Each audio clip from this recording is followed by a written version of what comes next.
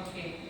Alhamdulillah berarti kalau misalkan tidak ada yang pusing, tidak ada yang merasa kekurangan air, tapi pernah tidak merasa capek sekali terus kekurangan air begitu?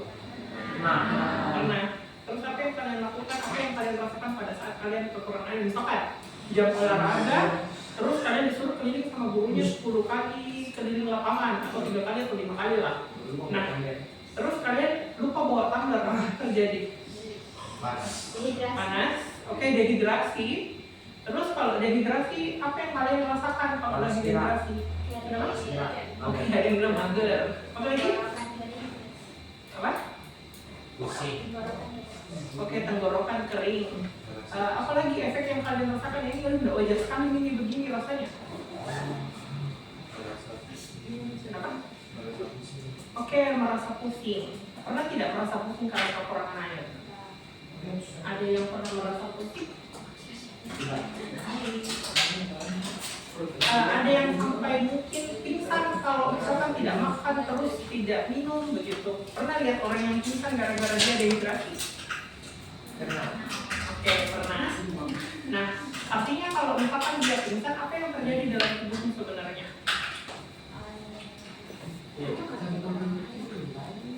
Baik-baik saja kah?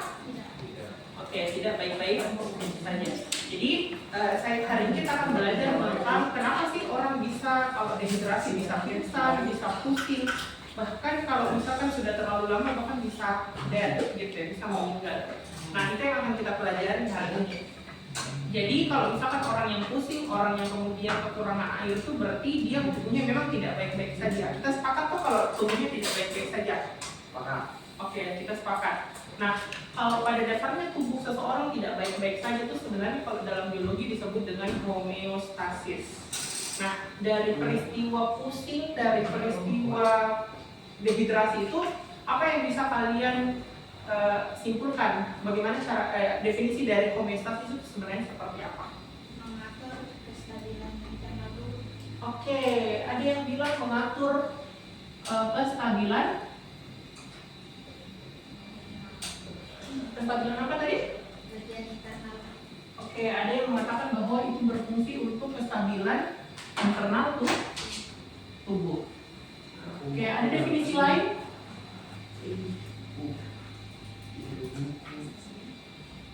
Ada definisi yang mungkin kalau menurut saya homeostasis itu seperti ini. Ada tidak? Dari Yunita mungkin? Atau dari Mbak mungkin ada definisi lain dari homeostasis? Menjaga keseimbangan. Oke, menjaga keseimbangan. Menjaga keseimbangan apa ini? Tubuh. Oke, menjaga keseimbangan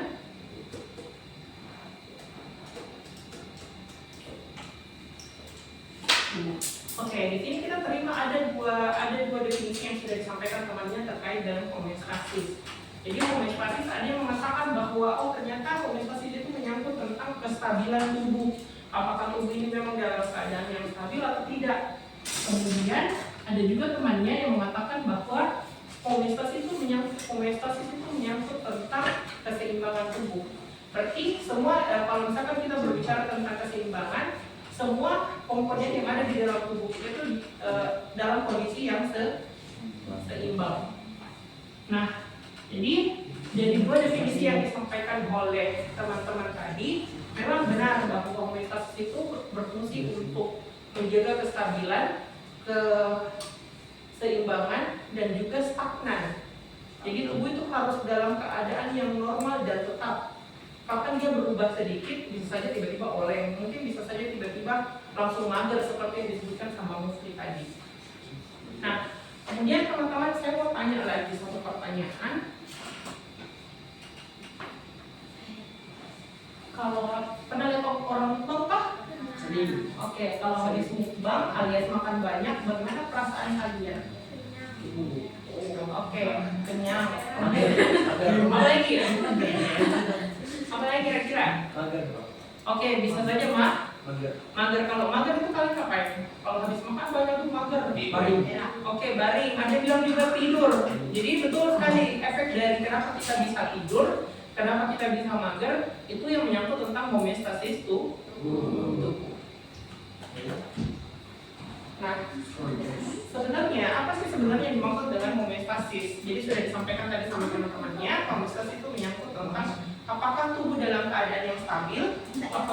dalam keadaan yang konstan dan apakah tubuh dalam keadaan yang seimbang.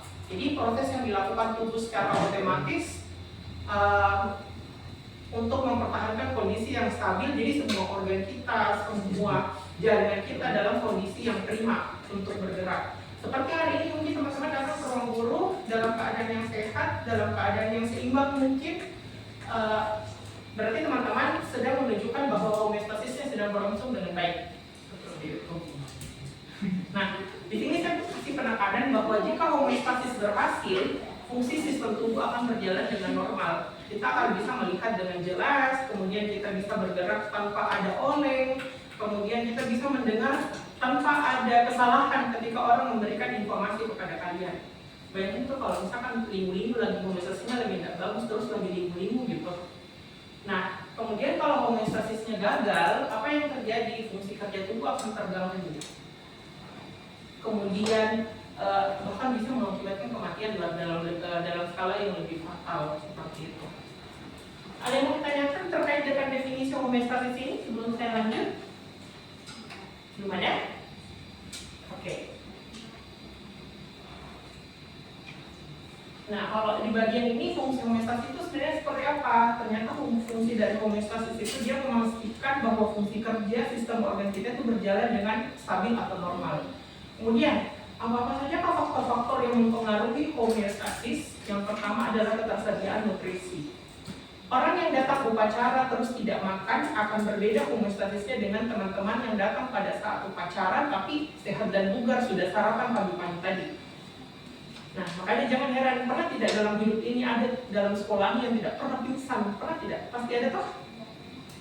Pasti ada dalam satu waktu upacara terus ada yang pingsan atau tidak enak badan.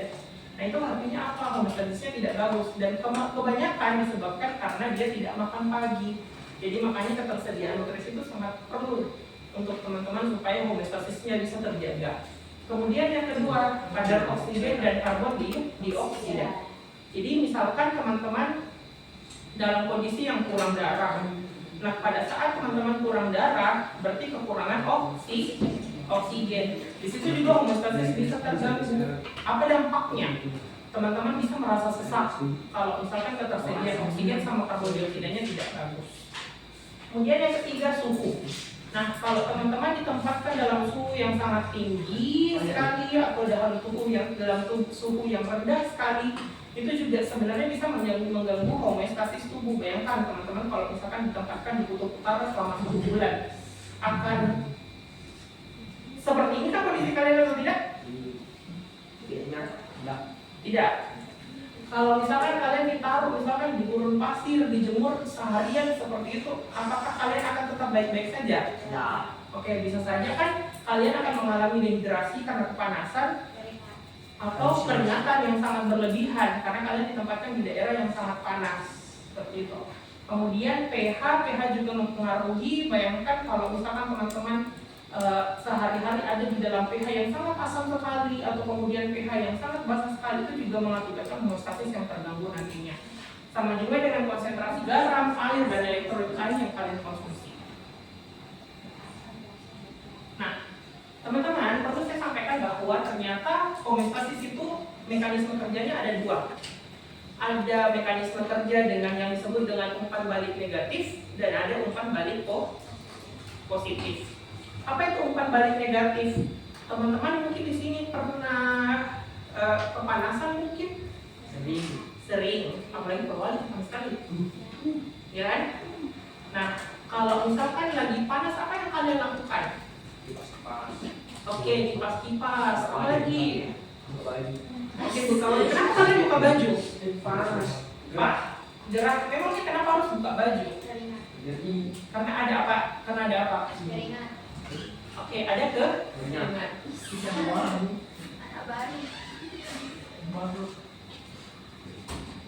Oke, hari ini kita belajar tentang homeostasis, keseimbangan tubuh. Jadi kenapa kita harus perlu nutrisi yang baik, kenapa kita harus berada dalam kondisi pH yang baik, semua dipelajari hari ini. Karena kita berusaha untuk menjaga agar tubuh kita bisa seimbang dan stabil. Kemudian Tadi saya lanjut, ada dua mekanisme kerja dari homeostasis. Yang pertama adalah umpan balik positif dan yang kedua adalah umpan balik negatif. Kita mulai dulu dari yang negatif. Tadi saya tanya, apakah kalian pernah kepanasan terus ada yang respon bahwa iya Kak pernah panas, terus saya buka baju. Kenapa buka baju? Karena ada apa? Oke, ada keringat. Dengan adanya keringat itu sebenarnya teman-teman sudah menjawab bahwa ternyata mekanisme umpan balik itu memang sebenarnya kalian sadari di dalam kehidupan sehari-hari. Jadi teman-teman ketika keringat karena panas itu merupakan salah satu contoh dari umpan balik negatif. Seperti itu. Kenapa memang dikatakan umpan balik negatif, Kak? Oh ternyata pada saat teman-teman kepanasan, tubuh itu tidak diam saja. Tubuh itu berusaha untuk menjaga homeostasisnya. Dengan cara apa menjaga homeostasisnya? Dia akan mengeluarkan keringat. Kemudian setelah dia mengeluarkan keringat, dia akan membuat otot-otot atau rangka kita ini berusaha untuk membuka seperti ini. Ada tidak orang yang kepanasan baru seperti ini? Ada? Oke, kedinginan yang ini Pak. Nah kalau kepanasan pasti dia buka, berusaha dapat kipas sebenarnya seperti itu. Supaya apa? Supaya dia menjaga kondisi tubuhnya supaya tetap stabil seperti itu. Nah itu contoh dari umpan balik negatif. Jadi contoh umpan balik negatif itu pada saat suhu lingkungan terlalu panas seperti itu. Jadi di situ dijelas bahwa dikatakan bahwa dimulai dari adanya stimulus. Stimulus itu dalam bentuk apa? Stimulus itu dalam bentuk suhu yang panas. Kemudian ada sensor itu bagian apa? Kulit kita merasa bahwa ini panas, ini sebenarnya kita dalam kondisi yang panas. What we need to do, apa yang harus kita lakukan? Oh ternyata yang kita lakukan itu adalah dengan mengeluarkan keringat. Ketika kita sudah mengeluarkan keringat, pelan-pelan suhu tubuh kita akan berlangsung normal. Walaupun kita keringatan, seperti itu. Nah, selain itu, respon tubuh kita adalah dengan membuat otot-otot kita itu bisa lebih leluasa. Ibaratnya kita membuka diri untuk, aduh panas datang lah, dingin datang lah gitu. Nah, kalau misalkan umpan balik positif itu kebalikannya. Bukan lagi contohnya seperti ini. Umpan balik negatif kalau misalkan kita kedinginan, itu juga termasuk umpan balik negatif. Cuma kalau misalkan umpan balik negatif pada kondisi dingin, yaitu kita berusaha untuk bagaimana kalau kalian kedinginan? Oke, menggigil. Pada saat menggigil bagaimana posisinya? Apakah tangannya begini? Begini. Oke, tangan kita berusaha untuk menutup karena pada saat kedinginan. Kemudian apa yang terjadi? Apakah kalian tetap keringatan pada saat dingin? Tidak. Oke, kita sepakat ya bahwa tidak. Kita kalau misalkan kita kedinginan kita tidak keringatan. Apa yang terjadi justru kalau misalkan kalian kedinginan? Apa? Tubuh akan tetap mempertahankan panasnya. Oke, tubuh akan tetap mempertahankan panasnya.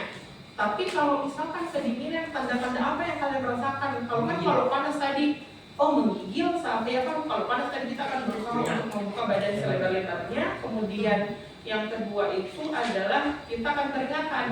Tapi kalau kedinginan bagaimana kondisi tubuh? Oke, menutup apa lagi? Lawannya keringatan. Oke, menggigil. Apa lagi kira-kira?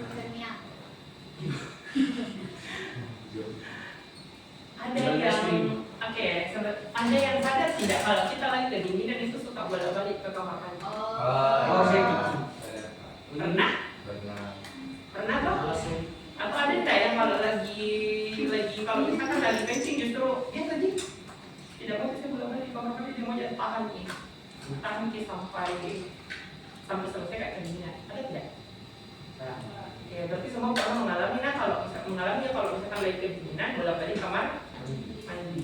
Nah kalau misalkan bolak-balik kamar mandi bukan buang air besar sebenarnya yang dilakukan, tapi buang air kecil. Nah pada saat buang air kecil, kalian berdasarkan pengalamannya kalian, bagaimana warna kencingnya? Ada yang mengamati mungkin pada saat lagi sering-seringnya masuk kamar mandi gara-gara dingin. Apa? Bening. Oke, ada yang bilang bening. Kemudian ada lagi?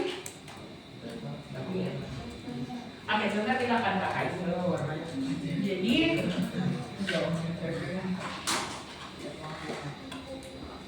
mekanisme kerja dari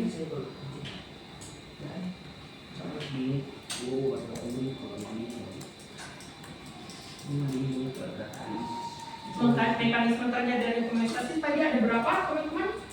2. Oke, ada 2. Yang pertama adalah Balik Umpan balik negatif. negatif. umpan balik Negatif. Dan negatif sama umpan balik positif. umpan balik Positif. positif. Kalau contohnya tadi negatif apa kira-kira? Kepanasan. Suhu lingkungan yang Keras. Oke, suhu lingkungan yang panas. Keras. Atau Oke. Sekarang setelah kita membahas tentang mekanisme kerja dari umpan balik negatif, kita pindah ke umpan balik yang positif. Nah, kalau misalkan umpan balik yang positif, contohnya seperti apa sih sebenarnya? Nah, ternyata kalau umpan balik positif itu contohnya adalah pada saat seseorang mau dilahirkan sama mamanya. Tadi kalau misalkan kita di umpan balik negatif belajar tentang suhu tubuh ketika kita panas, ketika kita dingin. Sekarang kalau umpan balik positif, kita tuh contohnya itu pada saat proses melahirkan. Jadi ketika kita mau keluar, kan kita semua pernah dari dalam perutnya mama toh. Nah, pada saat kita mau keluar, hormon oksitosin akan merangsang kontraksi pada otot rahim agar bayi dapat segera keluar. Produksi hormon ini merupakan umpan balik positif sehingga kelahiran bayi dapat terjadi. Jadi pada saat kita mau dilahirkan sama mama tersebut toh, pada saat itu hormon oksitosin akan bekerja. Apa yang dilakukan hormon oksitosin? Hormon oksitosin akan mendorong bagaimana supaya ini kepala kita ini bisa keluar. Seperti itu. Nah, kalau misalkan teman-teman pernah dengar pembukaan kalau orang mau melahirkan toh, 1, 2, 3. Nah, pada saat pembukaan itu sebenarnya yang memicu adalah hormon oksitosin. Nah, peristiwa dari bekerjanya hormon oksitosin merupakan umpan balik positif. Oke. Berarti contohnya tadi adalah pada saat kita pada saat melahirkan.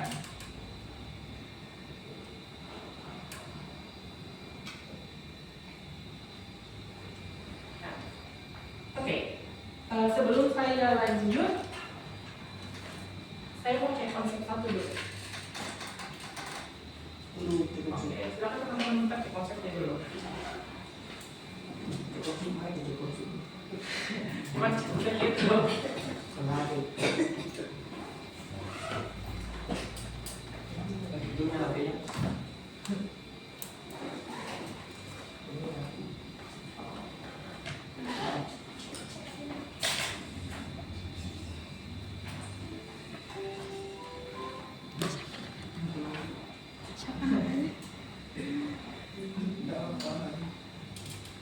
Kalau ada yang mau ditanyakan, silakan.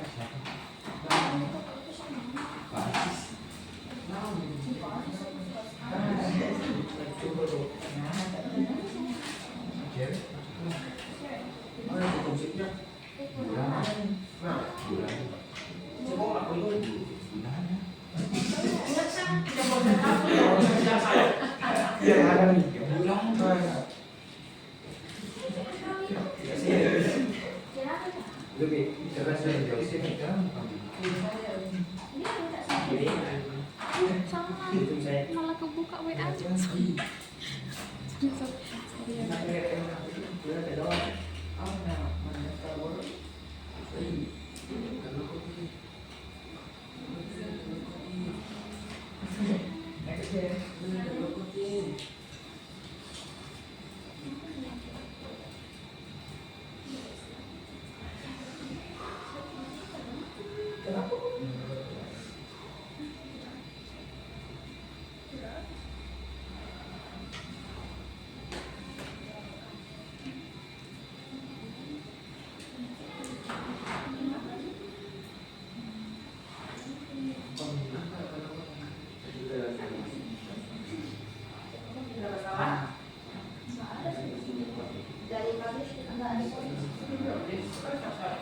Cek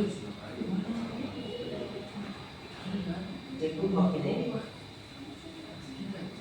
Ingat cek konsep aku yang dikerjakan teman-teman. Kui cek umbak tipe. Oh itu.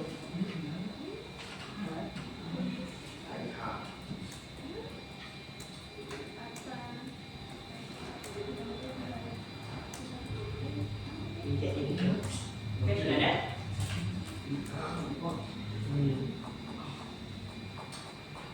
Kau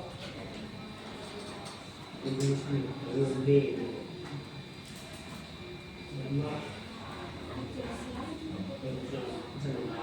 Sudah baik? Nanti apa nih? Sudah? Nanti saya mau cepat. Ada masalah mungkin terkait dengan cek konsep itu? Ada? Ada? Kalau yang ketiga sekarang. Oke, udah saya buka. Itu video. Dan itu Andi Pak. Saya biarkan kalau di sini. Kembali balik. Bisa? Tapi kan tidak tahu saat.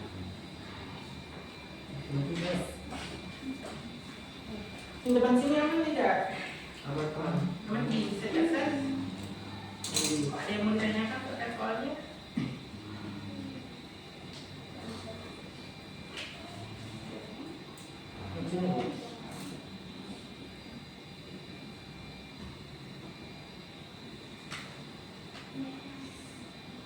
Yang lagi di dalam saja di sana. Di sini.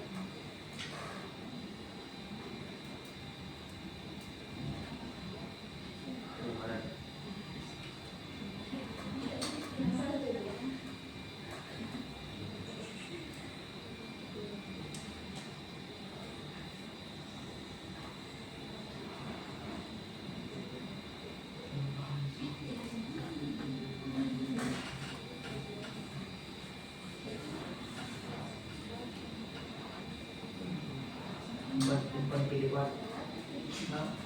Kalau dua umpan pilihan. Mancing.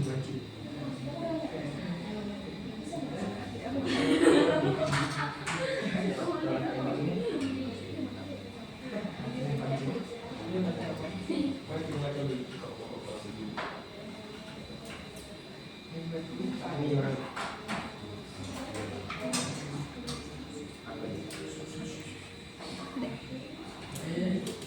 Ada yang sudah selesai?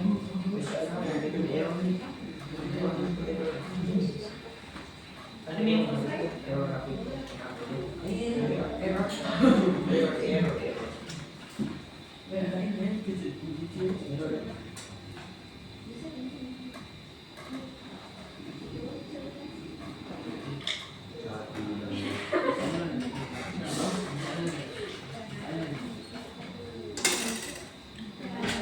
Ada masalah Rafika?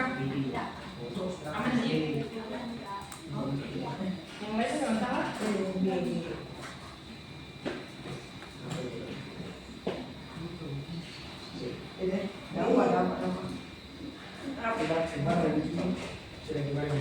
Oke, 2 menit lagi. Tes. 2 menit lagi. Tes. Sudah? Sudah, Bib? Aku ini sudah? Tes. Pelan-pelan tak sih? Mbak In enggak kena sih cek kamu. Sudah ini cek ombak Mbak In tadi yang kita sudah. Oke teman-teman, perhatikan ya, kita kerjakan cek konsep satu. Salah apa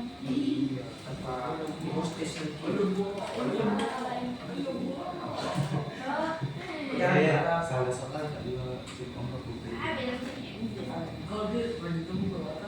Ini di depan sini ada yang kerja proses. Terbiasa memang ini ya.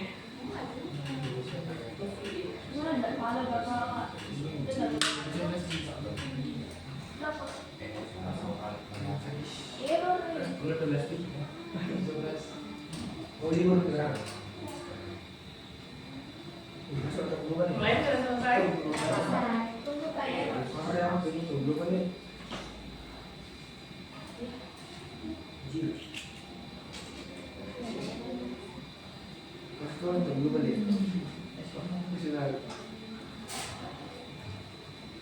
Pikiran tidak terjadi. Jalan kan. Habis itu kan. Masuk ini. Mana sih istirahat sama ini? Berapa hari? Mas Ipa sudah? Sudah. Terus sudah dia berapa Dia hari? sudah. Paling kasih 300. Banyak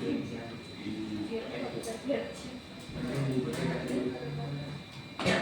ini kasih 300. Judita, Sudah. Kapten. Dakim, Memang kabar dari ya sampai sekarang pun dari sekolah ini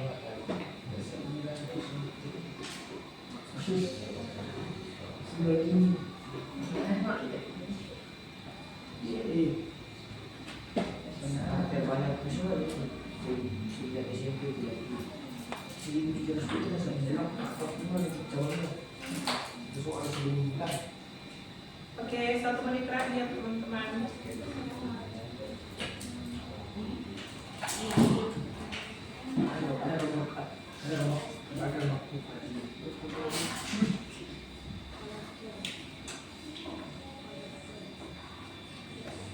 Jadi silahkan diingat bahwa umpan balik itu ada 2, umpan balik positif sama negatif.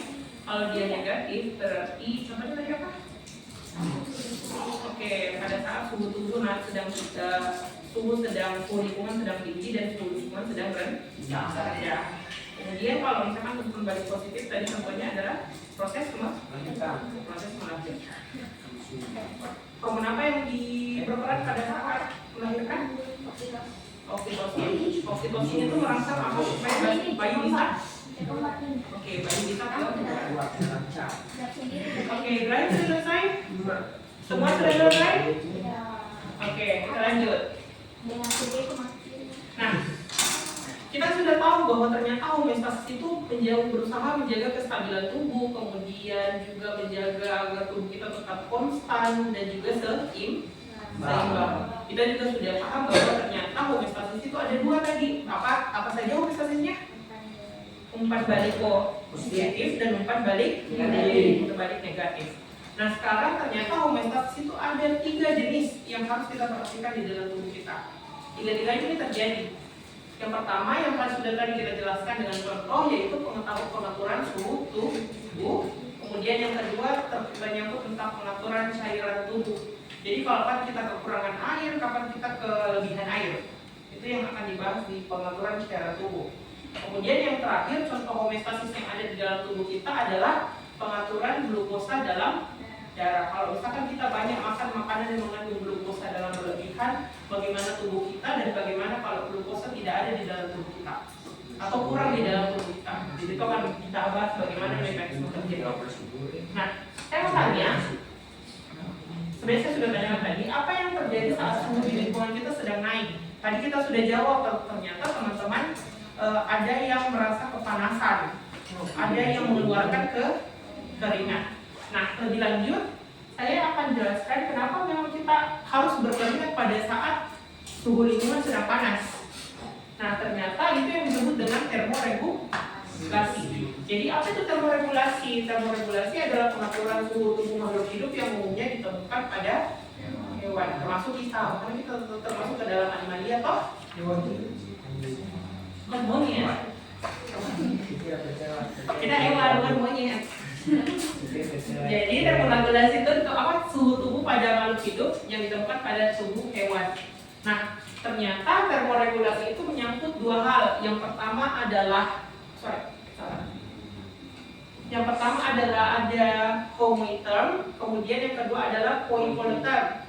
Homoitem itu adalah makhluk hidup yang berusaha untuk menjaga suhunya selalu bisa dipertahankan. Sedangkan kalau yang di samping itu menjaga suhu tubuhnya tetap bervariasi. Jadi kalau misalkan kita lihat berdasarkan definisinya, homoitem itu kalau berusaha mempertahankan suhu tubuhnya, apakah itu termasuk homoitem atau yang di sana? Apakah kita berusaha menjaga suhu tubuh kita tetap bertahan atau oke, kalau panas, kalau dingin seperti itu? Gimana? Ikan. Oh iya. Iya, iya. Oke, teman-teman silahkan perhatikan bahwa ternyata homo hitam itu termasuk manusia. Nah, kenapa manusia termasuk? Karena kalau kita itu adaptif terhadap suhu yang ada yang di lingkungan. Kalau misalkan suhu lingkungan panas, kita akan menyesuaikan. Tapi kalau misalkan suhu lingkungan lagi dingin juga, kita juga akan menyesuaikan terhadap dingin tersebut. Beda dengan bangsa ikan, pisces sama reptil. Beda dengan kodok, beda dengan ular, beda dengan ikan-ikanan. Mereka akan memiliki suhu tubuh yang bervariasi seperti itu. Jadi, apakah kita masih mau menganggap diri kita itu homo hitam atau poikilotem? Oke, kita sepakat ya bahwa kita itu adalah homo hitam. Homo hitam. Lanjut. Oke, sekarang kita bahas dari yang pertama. Termoregulasi itu kan tadi menyangkut tentang suhu panas dan suhu dingin. Secara ringkas bahwa misalkan teman-teman pernah ukur suhu badannya dengan menggunakan termometer atau tidak? Nah, kapan dikatakan panas dan kapan dikatakan normal? Selalu di atas rata-rata. Berapa kira-kira kalau suhunya normal? 40. Tidak lagi, mau tahun. Oke. Ada yang bilang 36, berarti kalau misalkan kalau kita ukur suhu tubuh kita dengan menggunakan termometer, suhunya 36 atau 37 biasanya dianggap normal. Tapi kalau sudah di atas 37 biasanya itu sudah dipanggil-panggil untuk minum obat sama dokter. Apalagi kalau sampai 40, nah tuh matanya tuh kemana nih? Nah, ternyata memang teman-teman pada saat suhu tubuh kita 37 derajat, kalau misalkan suhu tubuh kita 37 terus datang lingkungan lagi panas. Nah, pada saat lingkungan lagi panas, sel saraf kita itu akan mengkode bagian kulit untuk kerja gitu ya. Nah, cara kerjanya bagaimana? Kulit akan mengeluarkan keringat. Kemudian pada saat kenapa memang bisa kulit mengeluarkan keringat? Karena pada saat kita kepanasan, sel-sel kita yang akan menyuruh otak atau hipotalamus untuk menghasilkan kode tersebut. Ayo keluarkan keringat supaya kita bisa bertahan di tengah gempuran matahari yang panas ini, seperti itu. Nah, selain itu pembuluh darah juga di sekitar kulit akan melebar. Nah, ketika pembuluh darah yang ada di kulit kita melebar, maka disitulah keluar keringat lagi keluarannya. Seperti itu. Tapi kalau sekarang kita ada di suhu lingkungan yang panas atau dingin? Ada yang keringatan tidak di sini? Saya kira ada yang keringatan di sini. Nah, kebalikannya kalau suhu yang dingin, itu hipotalamus akan mengirimkan sinyal ke otot untuk berkontraksi. Makanya kita tuh seperti ini kalau lagi menggigil, karena hipotalamus kita sudah kasih kode supaya otot kita itu berkontraksi. Jadi kita harus seberusaha mungkin untuk melipat badan kita supaya tidak terlalu banyak bidang yang membuat kita merasa dingin. Jadi kalau misalkan jangan heran kalau lihat orang yang kedinginan itu bahkan semua kakinya, semua tangannya itu ditekuk, karena itu adalah respon tubuh supaya bisa menjaga suhu panasnya. Seperti itu. Ada yang mungkin kalau lagi kedinginan malah dia buka-buka begini misalnya badannya. Ada? Tidak. Aneh. Nah, next. Selain termoregulasi ada juga osmoregulasi. Jadi kalau termoregulasi tadi berkaitan dengan pengaturan suhu tubuh, tapi kalau osmoregulasi berkaitan dengan keseimbangan cairan tubuh. Nah, teman-teman di sini kan saya tadi sempat tanya, pernah kekurangan air atau tidak? Pernah. Nah, pada saat teman-teman merasa kekurangan air, di sini sebenarnya osmoregulasinya lagi terganggu. Jadi kalau misalkan osmoregulasi, apa yang terlibat? Yang pertama adalah ginjal, kemudian yang kedua adalah hormon A, B, H. Sekarang kita akan lihat kenapa hormon HDH sama ginjal bisa terlibat di dalam proses homeostasis. Nah, yang pertama adalah kita bicara dalam kondisi cairan dalam darah ini rendah. Misalkan kita kekurangan air. Nah, pada saat kita kekurangan air, apa sih yang terjadi di dalam tubuh kita? Satu, pada saat kita kekurangan air, cairan di dalam darah itu dapat rendah akibat konsumsi air yang berkurang. Kemudian yang kedua, pada saat kita merasa kurang air, di situ bikin lemas, 5L apa lagi? Lemas, lesu, lunglai dan lain-lain. Nah, pada saat saat kita lagi lemas lesu mulai itu, hipotalamus itu akan merangsang kelenjar pituitari kita untuk mensekresi atau memproduksi hormon ADH. Ingat teman-teman bahwa ada dua komponen yang terlibat di dalam osmoregulasi. Yang pertama tadi apa? Ginjal. Oke, ginjal. Kemudian yang kedua hormon ADH. Nah, kapan hormon ADH ini keluar? Pada saat kelenjar pituitari kode ke otak kita, kerja seperti itu. Nah, pada saat hormon ADH sudah dihasilkan, kita akan melakukan reabsorpsi atau penyerapan air yang lagi besar-besarnya. Nah, kemudian pada saat penyerapan air terjadi, kadar cairan dalam darah meningkat dari kisaran yang normal. Hal inilah yang membuat kita urinnya itu sedikit. Jadi kalau misalkan kita kurang minum air, apakah kalian lancar buang air kecilnya? Tidak. Ketika buang air kecil, misalnya dalam posisi ketika kalian buang air kecil, bagaimana warna urinnya? Kuning. Pekat. Ada hijau. Aku sudah makan. Oke, ada jadi sepakat tuh kalau misalkan pada saat lagi kekurangan air, kalian jarang kencing. Jarang ya kalau misalkan kekurangan air. Sekalinya kencing, kuning. Pekat.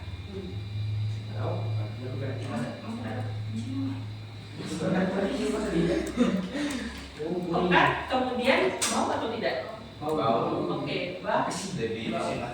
Jadi sebenarnya kencing sama-sama bau, cuma kalau misalkan kita kekurangan air atau kekurangan cairan, di situ urinnya kita akan terasa lebih bau dari biasanya. Makanya disarankan teman-teman itu kalau misalkan sehari-hari paling tidak rajin minum air biar tidak dehidrasi, biar kencingnya juga normal. Karena kalau misalkan tidak normal, ada biasa kayak stiker-stiker, coba cocokkan warna kencingmu gitu. Biasanya di kamar mandi itu ditaruh, misalkan kalau kencingmu warna ini berarti kamu kekurangan air, kalau misalkan kencingnya seperti ini berarti normal, seperti itu. Nah biasanya kalau bening dia normal atau tidak kencingnya? Normal. Ya normal, tapi kalau dia bening pekat tidak, berarti dia kekurangan cairan. Nah kalau misalkan cairan dalam darah lagi tinggi-tingginya, kebalikannya yang tadi, kita misalkan lagi minum air banyak-banyak sekali. Nah, kalau kita minum air yang banyak sekali, kelenjar pituitari akan mensekresi otak kita supaya memproduksi ADH dalam jumlah yang sedikit. Kalau tadi jumlah ADH-nya banyak, sekarang jumlah ADH-nya sedikit karena cairan darah tinggi. Nah, kalau misalkan sudah dilakukan sekresi hormon ADH, akan terjadi reabsorpsi air yang besar atau sedikit? Besar atau banyak? Besar atau sedikit? Reabsorpsinya kalau misalkan hormon ADH-nya sedikit. Oke, betul. Jadi kalau misalkan hormon ADH-nya sedikit, reabsorpsi airnya juga sedikit. Pada saat reabsorpsi air sedikit, warna kencingnya menjadi bening. Lebih rajin ke kamar mandi atau tidak untuk kencing? Merah. Rajin. Jadi kalau misalkan nggak terlalu banyak minum air juga sebenarnya tidak terlalu bagus. Kalau misalkan kita kekurangan air juga tidak terlalu bagus. Makanya minum air yang senormal-normalnya. Kenapa hari ini kok pagi ini minum air putih, kemudian jam 9 minum boba, jam 10 minum Pocari Sweat? Apakah tidak akan kali itu hormon ADH-nya bekerja? Harusnya paling tidak 2 liter. Tapi sebenarnya itu tidak, itu sudah maksimal. Maksimal? Lebih?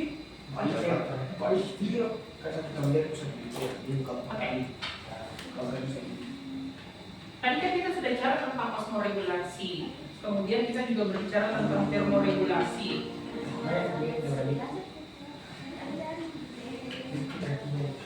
Sekarang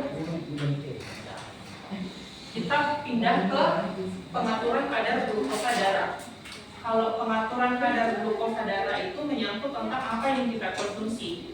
Kalau misalkan kita lagi konsumsi nasi banyak-banyak, kadar glukosa kita naik atau tidak? Naik. Kalau misalkan kita tidak makan nasi dalam sehari, atau ada biasa diet karbo, tidak mau makan karbo, seperti itu, apakah glukosanya naik atau turun? Turun. Karena kita bicara kalau misalkan kita lagi banyak makan nasi seharian, tadi makan apa? Oke, makan mie. Apa lagi? Telur. Tambah. Merasa makan karbohidrat seharian? Ayam. Atau minum kopi seharian? Ada. Sudah minum kopi tadi? Tidak. Ada glukosanya atau tidak? Ada. Kenapa ada merasa glukosanya? Manis atau tidak? Manis. Oke, manis. Berarti ada glukosanya toh? Nah, kalau misalkan kadar glukosa lagi naik, kadang-kadang kita makan nasi banyak-banyak. Nah, kalau misalkan kita makan nasi banyak-banyak, kadar glukosa kita akan meningkat. Ketika kadar glukosa kita akan meningkat, ada hormon yang diproduksi. Hormon apa yang diproduksi kalau misalkan kita lagi makan banyak-banyak? Nasinya. Hormon insulin. Kalau misalkan, jadi teman-teman harus paham bahwa ternyata hormon insulin itu akan bekerja kalau misalkan glukosa lagi banyak atau tidak? Banyak. Tapi kalau misalkan di hormon glukosa lagi sedikit, apakah insulin akan bekerja? Oke, tidak. Oke, teman-teman sudah paham bahwa hormon insulin akan hanya bekerja pada saat glukosa tinggi. Kalau misalkan hormon insulin sudah dihasilkan, dia akan mendorong tubuh untuk mengambil glukosa dalam darah dan digunakan sebagai sumber energi.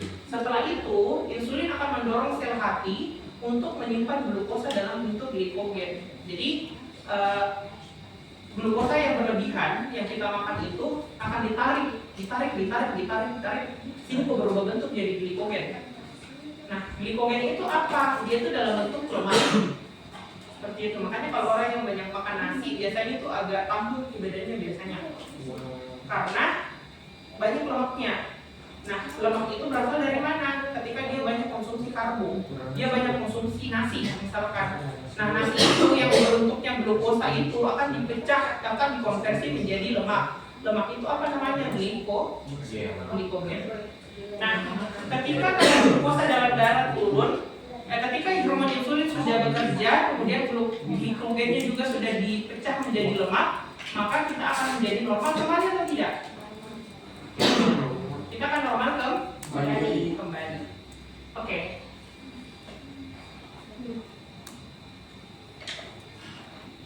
Di sini ada video yang mau saya tampilkan, silakan kalian simak baik-baik. Nah, ini merupakan cara kerja dari insulin ketika kita makan misalkan. Nah, makanannya masuk ke dalam lambung kemudian dicerna. Ini sebenarnya makanan apa sih? Nah, ternyata dia glukosa. Kemudian karena di lambung sudah dicerna dan dinyatakan bahwa ini glukosa, oh seperti ini harusnya kita ini glukosa. Oke.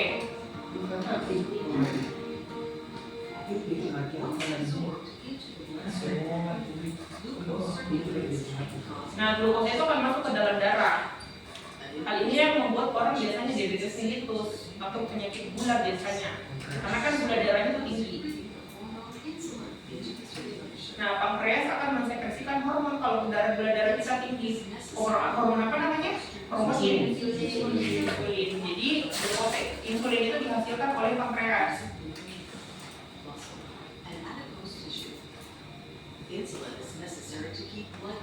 Nah, pada saat itu ketika insulin sudah dihasilkan, dia akan berontak, ayo ini gula darah yang harus dimusnahkan. Tapi kita tidak boleh buang begitu saja, dia harus menjadi energi atau dia harus menjadi lemak. Kita harus konversi yang awalnya glukosa menjadi glikogen. Oke, di sini glukosanya sudah menjadi energi. Kemudian dilakukan pembakaran supaya glukosa bisa dibakar. Seperti itu. Ada yang mau ditanyakan terkait dengan mekanisme glukosa darah sebelum saya berlanjut ke materi selanjutnya? Any questions so far? Pertanyaan? Ada pertanyaan mungkin? Mungkin gula darah